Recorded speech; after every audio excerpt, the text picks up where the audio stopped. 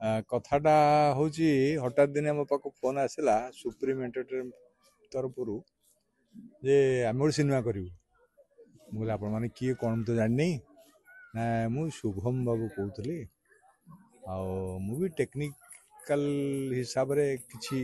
पढ़ी थी बॉम्बे रे जाइकी से इंटरेस्ट थी मोर गोटे सिनेमा करने ओडिशा आसला करुँच भल लगे मुझे जा भल कथाटे मुझे गाड़ी पठाऊँ आप आसवे कथा मैंने हाँ जी गली जा पहुँचली शुणिली गपटी भल लगी मौलिकता अच्छी गपर आम आम कथा भाया लगला हाँ जा हो भल कथाटे करवा बोली कहली तापर निर्देशक संतोष साल आसी जोड़िले जोड़ापर सी कहानी करदे अलरेडी तापर संतोष विशाल आसिले संतोष विशाल भी ता सागरे आउरी चार चांद लगेदेले भल भल जगह जो जो जगह शूटिंग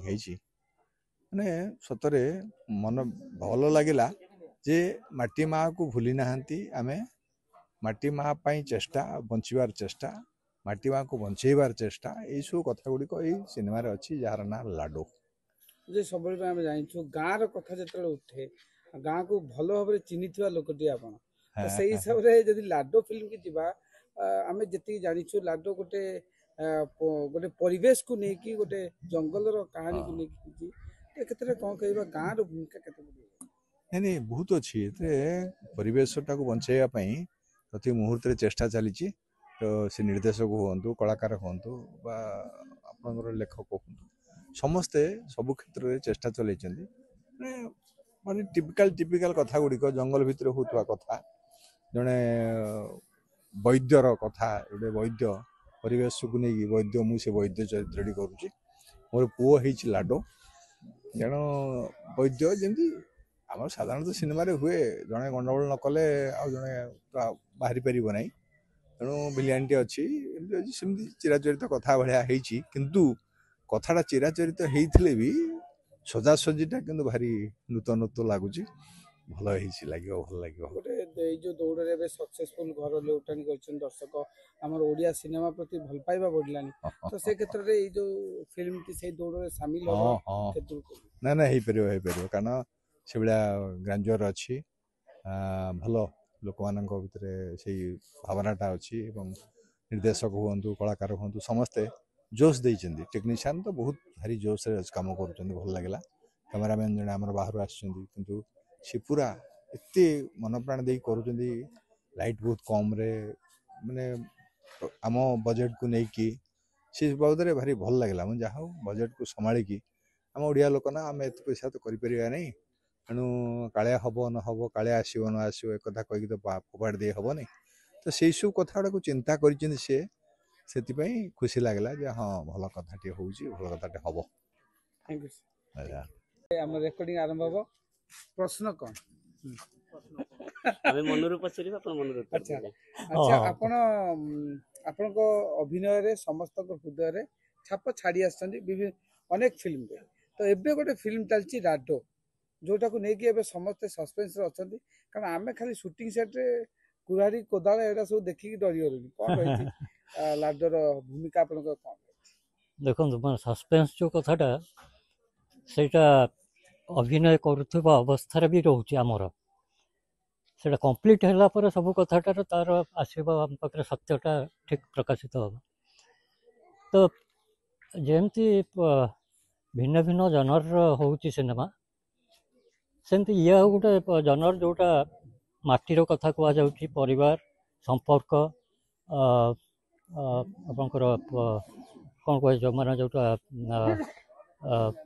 से राजनीति धर्म सब कथार गोटे मिश्रण घटनाटा घटुची जो थे विशेष भाव में गोटे माटीर ममता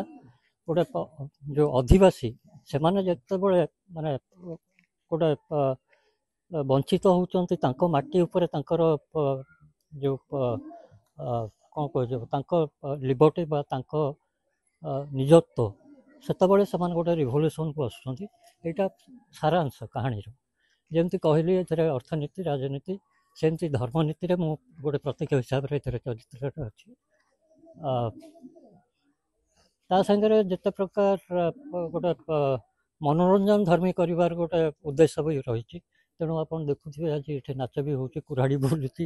ସବୁ କଥାର ଗୋଟେ ମିଶ୍ରଣ। ଲାଡୋ ଫିଲ୍ମ ଗୋଟେ ପରିବେଶକୁ ନେଇକି ଗୋଟେ ଜଙ୍ଗଲର କାହାଣୀକୁ ନେଇକି ଜାଣୁଛୁ, ଏହାର ସତ୍ୟତା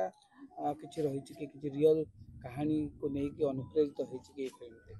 ଦେଖନ୍ତୁ, ରିଆଲିଟି ସବୁ ଗୁଡ଼ାକ ଗୋଟେ ରିଆକ୍ସନ୍ର ଆକ୍ସନ୍, ରିଆକ୍ସନ୍ କେବେଠୁ ହେଇସାରିଛି, ଆମେ ଗୋଟେ ରିଆକ୍ସନ୍ର ଆକ୍ସନ୍ରେ କରୁଛେ। ହୁଏତ ଏଇ ଜାଗାରେ ହେଇନି, ତାକୁ ଗୋଟେ ପ୍ରତୀକ ଧର୍ମୀ ହିସାବରେ ଗୋଟେ ଜାଗା ନିଆଯାଇଛି, କିନ୍ତୁ ବିସ୍ଥାପନ ଏବଂ ଯେଉଁ ଅଧିବାସୀମାନେ ବା ଆଦିବାସୀମାନେ ବି ବିସ୍ଥାପିତ ହେଇଛନ୍ତି ଅତୀତରେ, ତାଙ୍କ ଜଙ୍ଗଲ ଜମି ଆଉ ତାଙ୍କ ପରିବେଶକୁ ବୋଧେ ଆଟାକ୍ କରାଯାଇଛି କୌଣସି ନା କୌଣସି କ୍ଷେତ୍ରରେ। ଏଥିରେ ଯେଉଁ ହିରୋ ରହିଛନ୍ତି ସେ ପ୍ରଥମ କରିକି ଆକ୍ଟିଂ କରୁଛନ୍ତି, ତ ତାଙ୍କ ସହିତ ଯେଉଁ ରହିଛି ଆପଣଙ୍କର ଆକ୍ଟିଂ କେମିତି ସେୟାରିଂ କରିଥିଲେ ସେଟା? ହଁ, ମାନେ ଦେଖନ୍ତୁ, ଉଭୟ ସେ ପ୍ରଯୋଜକ ଏବଂ ସେ ଅଭିନେତା ମଧ୍ୟ, ମାନେ ମୁଖ୍ୟ ଅଭିନେତା